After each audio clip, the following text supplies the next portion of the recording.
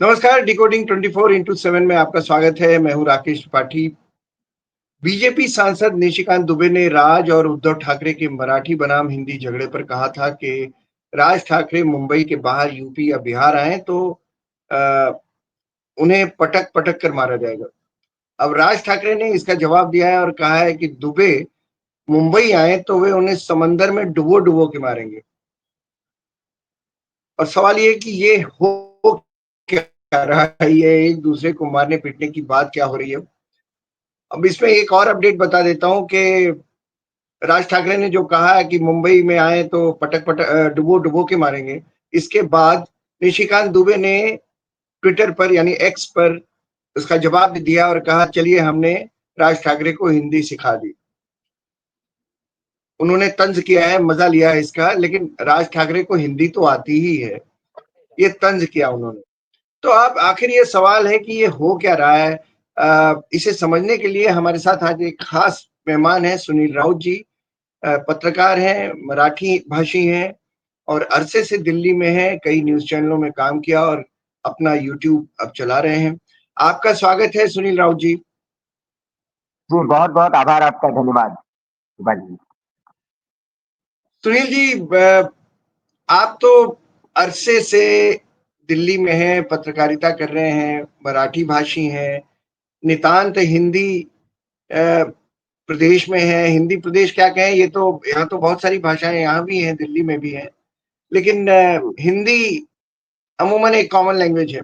तो भाषा के ज़रिए ये जो झगड़ा हो रहा है सुनील जी मुंबई में या महाराष्ट्र में, तो इसकी वजह क्या है? क्या वाक़ई भाषा इसकी वजह है या कोई और वजह है जो इसके पीछे छुपी हुई है? जी, बहुत अच्छा प्रश्न है आपका त्रिपाठी जी। और महाराष्ट्र की जनता, देश की जनता, उसका प्रतिनिधि कोई हो नहीं सकता। मैं भी यहाँ बैठा हूँ तो मैं अपने विचार लेकर बैठा हूँ, एक मराठी व्यक्ति होकर बैठा हूँ, क्योंकि मैं बाय बोर्न मराठी हूँ, मराठी में मेरी स्कूलिंग हुई है, मराठी में मेरी प्राइमरी की पढ़ाई हुई है, उसके बाद हालाँकि हिंदी की सोहबत लेनी पड़ी। क्योंकि मराठी सीख कर उतने विकल्प आपको नहीं मिल सकते। कहा जाता है कि जितनी भाषाएँ ज़्यादा आप सीखेंगे, उतने ज़्यादा विकल्प आपके पास आ जाते हैं। तो ये भाषाएँ सीखना हमारी मजबूरी नहीं, अ, हमारे लिए एक विकल्प देने वाला एक बहुत अच्छी अपॉर्च्युनिटी भी होती है। तो इसलिए ज़्यादा से ज़्यादा भाषाएँ आदमी सीखता है और इसीलिए हमने भी प्राइमरी स्कूलिंग हमारी मराठी में करने के बाद हमने हिंदी की ओर रुख किया। तो जो ये महाराष्ट्र में विवाद चल रहा है, इसको आपको थोड़ा समझना होगा। क्या महाराष्ट्र का हर व्यक्ति इस विवाद से अपने आप को कनेक्ट करता है? बिल्कुल नहीं। ये मैं निजी तौर पर आपको बताता हूँ कि राज ठाकरे या उद्धव ठाकरे जो भी कर रहे हैं, ये उनकी अपनी राजनीति हो सकती है। महाराष्ट्र का बहुत कम व्यक्ति होगा, जो उनके विचारों से सहमत होगा। ये आप बिल्कुल कह सकते हैं कि किसी भाषा का अपमान नहीं होना चाहिए। किसी भाषा को आप तिरस्कार की दृष्टि से नहीं देख सकते हैं, लेकिन कोई भाषा किसी के ऊपर थोपी भी नहीं जा सकती।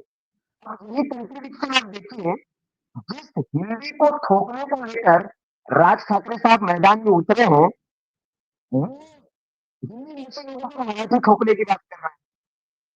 आप अपने स्वतंत्रता की, आप अपने आज़ादी की बात करते हैं कि हम भई महाराष्ट्र में रहते हैं और हम पर कोई भाषा थोपी नहीं जा सकती। हम मराठी हैं, हम गौरव के साथ मराठी बोलेंगे, अस्मिता के साथ मराठी बोलेंगे, ये बात ठीक है।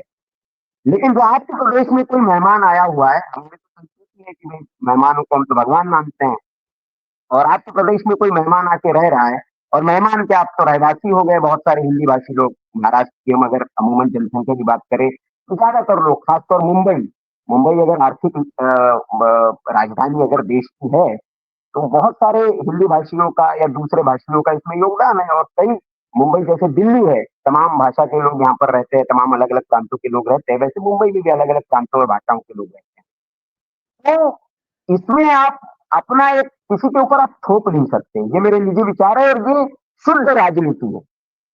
राज ठाकरे साहब ने बहुत अपनी कोशिश की, राजनीतिक जमीन वहां बनाने की, लेकिन उनको वो जनाधार नहीं मिला। रैलियों में कुछ लोग उनके ज़रूर आ जाते हैं, भीड़ जुट जाती है, उनका समर्थन भी होता हुआ दिखता है। लेकिन जब चुनावी धरातल पे उतरते हैं, तो 2 विधायक भी उनके मुश्किल से जीत पाते हैं। अपने बेटे का वो चुनाव नहीं जीता पाते हैं। तो ये राज ठाकरे की वहाँ पर राजनीतिक ज़मीन है।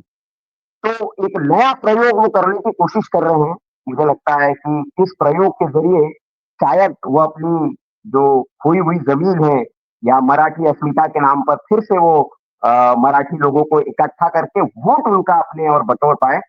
ये उनकी कोशिश लगती है, लेकिन मैं निजी तौर पर और जितनी मेरा जो अनुभव है पत्रकारिता का छोटा-सा अनुभव है और जो मैंने महाराष्ट्र को समझा है, देखा है, जाना है, जो बाकी प्रदेशों को समझा जाना है, तो मैं ये समझ सकता हूँ कि ये मुद्दा जो है, ये राज ठाकरे के लिए फ़ायदे की बजाय नुकसान का ज़्यादा होगा। क्योंकि मैं एक मराठी होने के साथ-साथ हिंदी क्षेत्र में और मेरे जानने वाले कई लोग हैं हिंदी भाषी लोग, जो इस विवाद से पहले राज ठाकरे में अपना आइकन देखते थे। राज ठाकरे को बाला साहेब के समकक्ष रखते थे और हिंदुत्व का एक प्रगाढ़ हिंदुत्व का एक चेहरा उनमें देखते थे। वो जो एक वर्ग था, हिंदी भाषी वर्ग, वो राज ठाकरे से हेट्रेट करने लगा, नफ़रत करने लगा है। तो राज ठाकरे ने अपनी ज़मीन बढ़ाई नहीं है। मराठी व्यक्ति तो पहले भी उन्हें पसंद करता। इस विवाद के बाद मुझे जो निजी तौर पर लगता है कि राज ठाकरे ने अपनी फॉलोअरशिप या जो उनकी राष्ट्रीय स्तर पर जो उनको लोग पसंद करते थे, उसको भी उन्होंने कम कर दिया है इसमें। ये बहुत बड़ी बात कही आपने, बहुत इम्पोर्टेंट बात कही आपने और मैं इसका समर्थन करता हूँ कि राज ठाकरे ने एक्चुअली अपना कद छोटा कर लिया।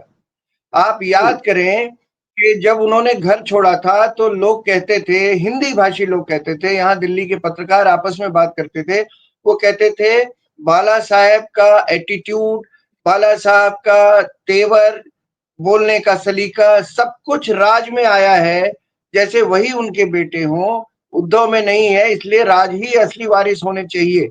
ये हम लोग बहस में करते थे और ये आप सही कह रहे हैं कि जो हिंदुत्व का एजेंडा है वो बड़ा एजेंडा था और ये तो बाला साहब भी कहते थे कि मेरे लिए हिंदुत्व सबसे बड़ा है।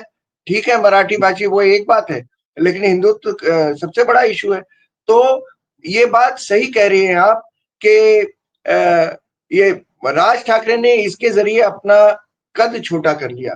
लेकिन क्या इस झगड़े में मतलब हम राज ठाकरे को उल्टा-सुल्टा दुनिया कह रही है, उद्धव इससे बचे हुए हैं देखिए। काम भी हो गया उनका लेकिन उनको नुकसान भी नहीं हुआ, गालियाँ भी नहीं पड़ रही उनको। नहीं, इसमें देखिए बड़ा उद्धव ठाकरे की ओर से या आदित्य ठाकरे की ओर से अब जो भी बयान आ रहे हैं, उन बयानों को देखने की ज़रूरत है। अब देखिए जितनी भी जी, वहाँ मारपीट की घटनाएँ हो रही हैं, उस मारपीट की घटनाओं में कहीं शिवसेना यूबीटी का नाम नहीं आ रहा।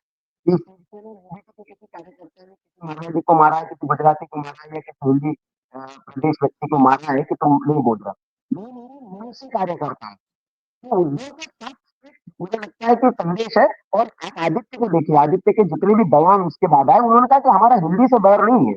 हम तो चाहते हैं हिंदी भाषी लोग हमारे मित्र हैं, क्योंकि वो जानते हैं उनकी उद्धव साहब की मित्रता जो है, प्रगाढ़ मित्रता तो अंबानी साहब के साथ है। अब वो भैया तो हिंदी भाषी व्यक्ति, गुजराती व्यक्ति है, तो ये हिंदी से और दूसरों से कैसे बैर कर सकते हैं? आप बॉलीवुड इंडस्ट्री जहाँ पर है, जहाँ पर सारे हीरोइन जो है वो मराठी मतलब आती है उनको सीखते हैं क्योंकि आप जिस प्रदेश में रहते हैं जाहिर सी बात है कि वहाँ के लोगों के जब संपर्क में आते हैं तो थोड़ी बहुत टूटी फूटी आप सीख ही लेते हैं जैसे आशुतोष राणा ने कहा बहुत अच्छा जवाब उन्होंने दिया कि मेरी तो पत्नी मराठी है मेरे बच्चे भी मराठी है तो उनको तो मराठी आती है लेकिन मैं भी मुझे भी मराठी आती है और मैंने भी मराठी सीखी है लेकिन भाषा जो है वो विवाद का विषय नहीं वो संवाद का विषय है बहुत अच्छा जवाब दिया आशुतोष राणा ने तो ये राज ठाकरे को समझ में नहीं आ रहा है और महाराष्ट्र का जो व्यक्ति है, जो पढ़ा लिखा व्यक्ति है, जो करियर ओरिएंटेड व्यक्ति है, जिसको अपना करियर बनाना है, जो इन मुद्दों से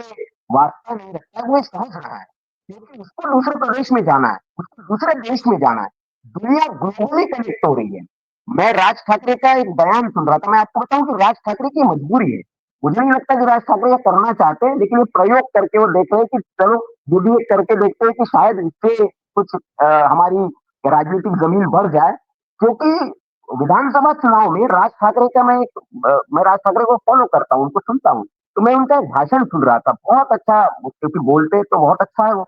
तो उन्होंने भाषण दिया था महाराष्ट्र की किसी, और उनके निशाने पर कांग्रेस, शरद पवार और ये सब लोग थे, और उन्होंने कहा कि हमको ग्लोबली कनेक्ट होना है। ऐसे व्यक्ति में जब हम दुनिया के देशों में जाते हैं, कितना वहां पे डेवलपमेंट हो चुका है, विकास हो चुका है, और उसकी वजहें हैं। उन्होंने कहा कि हम यहाँ पर जातियों में बटे हुए हैं, और जातिवाद जो फैलाया है वो शरद पवार ने यहाँ पर आया, महाराष्ट्र की राजनीति को उन्होंने जातियों में बांट दिया। इससे पहले महाराष्ट्र में ऐसा नहीं होता था, जाति की बात नहीं होती। वो विधानसभा चुनाव के पहले का बयान है राज ठाकरे का। जी, मैंने एक बार मराठी भाषी व्यक्ति की एक बात सुनी टेलीविजन पर, उसकी बाइट थी किसी चैनल पर। वो मराठी भाषी व्यक्ति थे और उन्होंने कहा कि नॉन मराठी व्यापारियों को जबरन मराठी बोलने पर आमादा करना एक्चुअली आत्मघाती कदम है। वो कहते हैं कि बिल्कुल। क्योंकि वो अगर नॉन मराठी अगर मराठी सीख लेगा तो सारा व्यापार तो उसके पास चला जाएगा। वो ऑलरेडी फ्लरिश कर रहा है यहाँ आके उत्तर भारत से, गुजरात से, और वो अगर मराठी भी सीख लेगा तब तो आपसे आगे हो जाएगा। तो आप क्यों और उसका गुस्सा आप अलग से लेंगे? क्या ये सही है क्या? नहीं, बहुत सही बात उन्होंने बोली। देखिए, अ, मैं आपका बहुत-बहुत शुक्रिया सुनील जी। आज आपसे बात हुई और आपने एक बड़ी अंतर्दृष्टि दी। इस इंटरव्यू के शुरुआत में ही आपने कहा कि राज ठाकरे अ, इस आंदोलन के ज़रिए अपना कद छोटा कर रहे हैं। आपने बिल्कुल बड़ी अंतर्दृष्टि है और मुझे याद रहेगी ये। बहुत अच्छी बातचीत हुई हमारी। बहुत-बहुत शुक्रिया सर, बहुत-बहुत धन्यवाद। आपसे विभिन्न विषयों पर फिर से बातचीत होती रहेगी हमारे इस मंच पर। बहुत-बहुत धन्यवाद। बहुत-बहुत शुक्रिया सर। आभार आपका, आभार। नमस्कार।